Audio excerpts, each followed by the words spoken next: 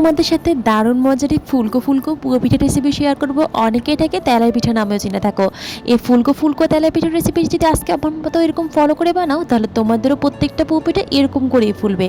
আশা করি পুরো রেসিপি তোমাদের অনেক অনেক ভালো লাগবে। ওয়েলকাম করছি নুসুস মাম কিচেন এন্ড ব্লগে। এই তো পুরো পিঠা বানানোর জন্য অ্যাট ফার্স্ট আমি এখানে 2 কাপের মতো চালের গুঁড়ো নিয়ে নিয়েছি আর হাফ কাপের মতো আটা নিয়ে নিয়েছি, যাতে পিঠাটা নরম থাকে। তারপর এখানে আমি 1 কাপের থেকে কিছুটা কম চিনি দিয়ে দিয়েছি আর স্বাদ মতো লবণ দিয়ে দিচ্ছি আর কিছুটা পরিমাণ গুঁড়ো নারকেল দিচ্ছি। এটা তোমরা চাইলে স্কিপ করতে পারো, তবে দিলে কিন্তু খেতে দারুণ লাগে। তারপর এখানে আঙ্গুল সহ্য করতে পারে এরকম উষ্ণ গরম পানি নিয়ে একটা সুন্দর ডো তৈরি করে ফেলছি। কাজটা আমি কীভাবে করছি সেটা তোমরা দেখে বুঝতে পারছো। এভাবে করে তোমরা অল্প অল্প করে পানি দিয়ে সুন্দর করে ডোটাকে তৈরি করে নেবে। দেখতে পাচ্ছ আমি কাজটা কীভাবে করছি। এভাবে হাত দিয়ে যদি ব্যাটারটা তৈরি করো তাহলে ব্যাটারটা অনেক বেশি পারফেক্ট হয়। আর এভাবে যত বেশি করে বিট করতে পারবে তোমার পিঠাটা কিন্তু তত বেশি ফুলকো হবে। আমি অনেকক্ষণ ধরে বিট করে নিয়েছি, এখন এটাকে কিছুক্ষণ রেস্টে রেখে দিচ্ছি, প্রায় আধা ঘন্টা 10 মিনিট রাখলেই চলবে। তারপর এই তো এখন এখানে প্রায় কড়াইয়ের মধ্যে আমি তেল দিয়ে দিয়েছি। তেলটা গরম হয়ে আসার পর আমি 1 চামচ মেপে এখানে 1 চামচের মতো পিঠার জন্য ব্যাটার দিয়ে দিয়েছি। আর দেখো দেওয়া মাত্র এই ব্যাটারটা কতটা সুন্দর করে ফুলে উঠেছে। আমার এই টিপসগুলো ফলো করে যদি তোমরা এই ব্যাটারটা বানিয়ে থাকো, তাহলে তোমাদেরও প্রত্যেকটা পিঠা ঠিক এরকম করেই ফুলবে। দেখতে পাচ্ছ দেখতে কতটা সুন্দর লাগছে। এভাবে করে আমি প্রত্যেকটা পিঠাই সেম প্রসেসে বানিয়ে নিয়েছি, তোমরা দেখলেই বুঝতে পারবে।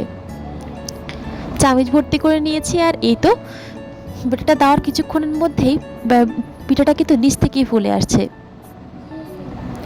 ব্যাটারটা তোমার যত বেশি পারফেক্ট হবে পিঠাটাও ঠিক তোমার কত বেশি পারফেক্ট হবে।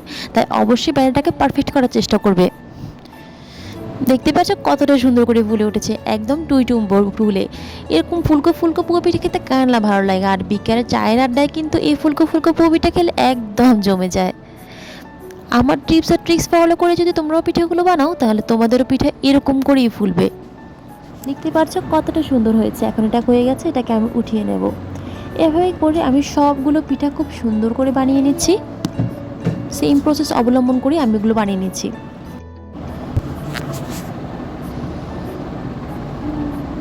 দেখতে পাচ্ছ প্রত্যেকটা পিঠাই কিন্তু একদম সেম প্রসেসে ফুলে উঠছে। কোনোটা পিঠে কিন্তু আমার ফুলে ছাড়া ছিল না, প্রত্যেকটা পিঠেই ফুলকো ফুলকো হয়েছে, একদম প্রথম থেকে শুরু করে শেষ পর্যন্ত।